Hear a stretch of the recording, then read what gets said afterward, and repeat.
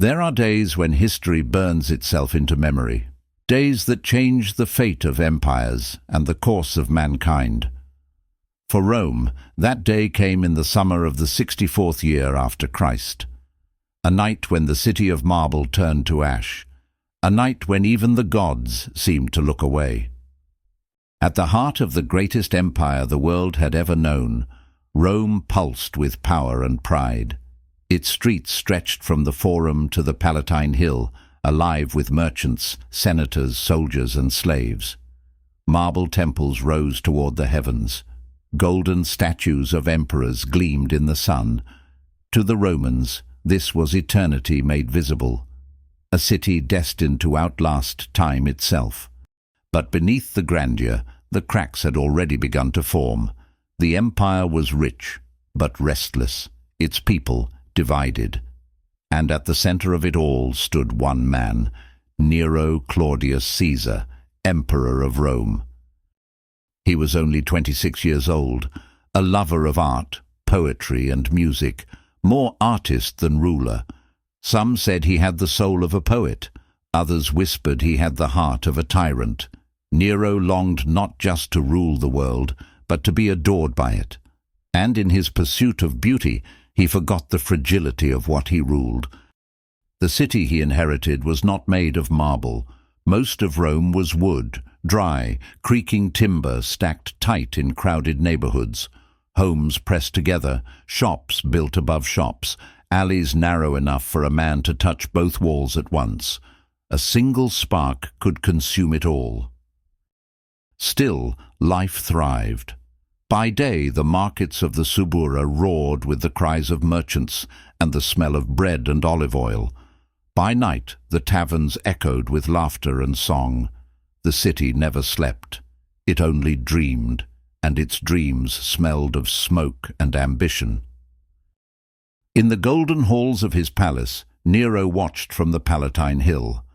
He was fascinated by the city's chaos, its energy, its life, but he also despised it. He dreamed of rebuilding Rome, wider streets, grander temples, palaces worthy of gods, not men. To make Rome eternal, he thought, it must first be remade. But destiny would soon give him that chance, in the most terrible way imaginable. As the sun sank behind the 7 hills on a warm July evening, the people of Rome lit their lamps and returned to their homes. The streets quieted. The wind carried the scent of oil and smoke from kitchen fires. And in one corner of the city, near the Circus Maximus, a small flame flickered in a shop filled with flammable goods. It was nothing unusual. A spark, a moment of carelessness, perhaps a gust of wind.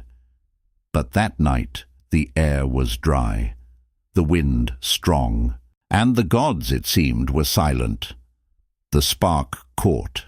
A single flame danced up the wooden wall, then leapt across the rooftops. By midnight, the fire had become a beast. It roared through the narrow alleys, devouring homes and shops, sending families fleeing into the streets. Dogs barked, bells clanged. The night was alive with screams. From the Palatine Hill, Nero's guards could already see the horizon glowing red. A strange light painted the sky. At first, they thought it was the reflection of torches, perhaps a festival.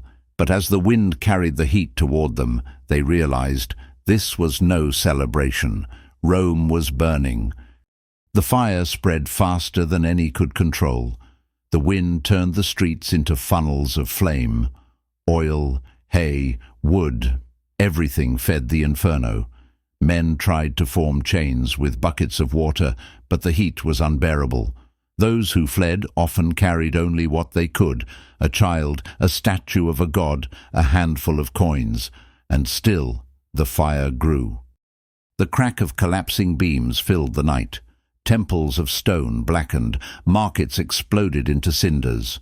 The great Circus Maximus, where emperors once watched chariots race, became a sea of fire. The air itself screamed. By dawn, smoke choked the sky. The sun rose red, hidden behind a curtain of ash. Rome, eternal Rome, was disappearing before its people's eyes. Some prayed, some cursed, some said it was punishment from the gods, and others whispered that it was Nero's doing. They said the emperor wanted to rebuild the city in his own image, to erase the old Rome and create a new one. They said he watched from his palace tower as the flames consumed the city, playing his lyre and singing while his empire burned below. No one knew the truth that morning, only that their world was ending, and their emperor was nowhere to be seen. Rome, the city that conquered the world, was now at the mercy of a single flame. And as the fire moved north toward the Palatine, even the palaces of emperors trembled in the heat. The gods had turned their faces away, and the empire of marble and gold was now a city of ash and tears.